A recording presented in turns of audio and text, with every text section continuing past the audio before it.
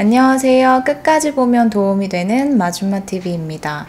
근로장려금과 자녀장려금에 대해서 다들 잘 알고 계실 텐데요. 7월 22일 세법 개정안에 따른 근로자녀장려금 관련 제도 개선 몇 가지 내용들이 발표되었는데요. 직권 신청이 가능해진 점, 압류금지 기준금액이 상향된 것과 지급기한 단축 관련 내용, 중증장애 직계존속 부양가구에 대한 근로장려금 확대 내용입니다. 그럼 하나씩 현행과 어떻게 다르게 개정안이 발표되었는지 정리해서 안내드리겠습니다. 오늘 영상도 끝까지 봐주세요. 첫 번째는 과세관청의 근로자녀장려금 직권신청 개정 내용입니다. 근로자녀장려금 신청은 원칙적으로는 거주자가 과세관청에 직접 신청을 해야 하는데요. 고령층의 어르신들께서는 세무서 방문 및 모바일 ARS 등 전자신청 등이 많이 어려우셔서 신청을 하지 못하셔서 근로자녀장려금을 못 받는 경우가 많이 계셨을 거예요. 지원 대상자가 됨에도 불구하고 수급권자의 신청 누락으로 인한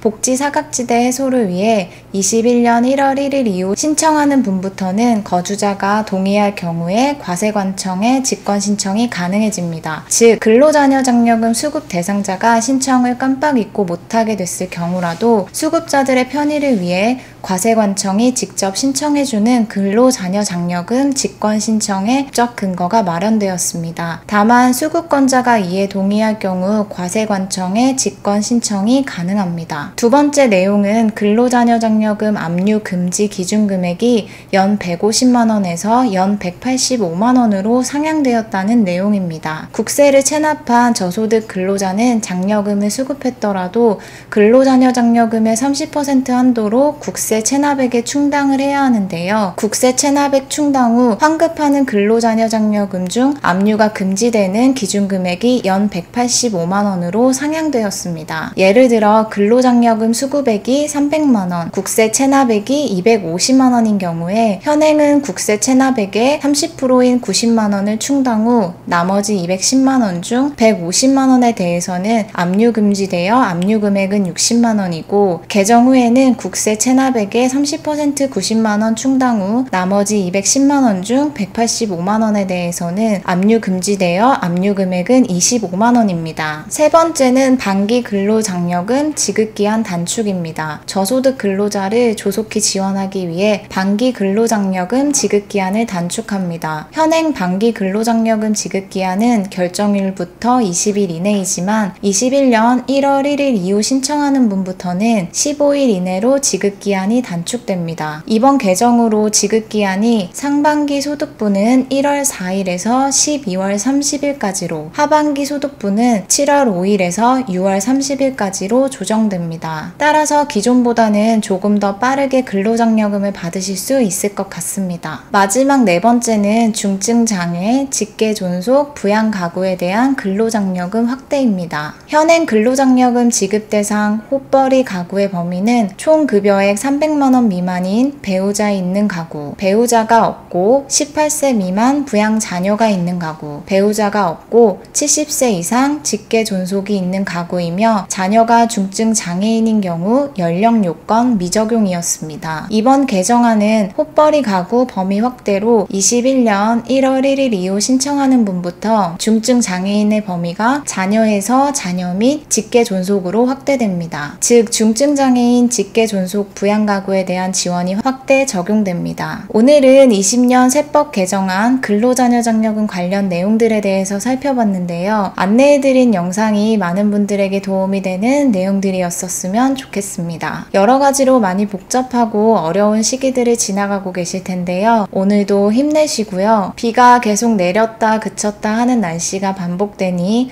감기 걸리지 않도록 꼭 건강 유의하세요. 그럼 오늘도 끝까지 보면 도움이 되는 마줌마TV 끝까지 봐주셔서 정말 감사합니다. 구독과 좋아요, 알림 설정까지 꼭 부탁드립니다. 감사합니다.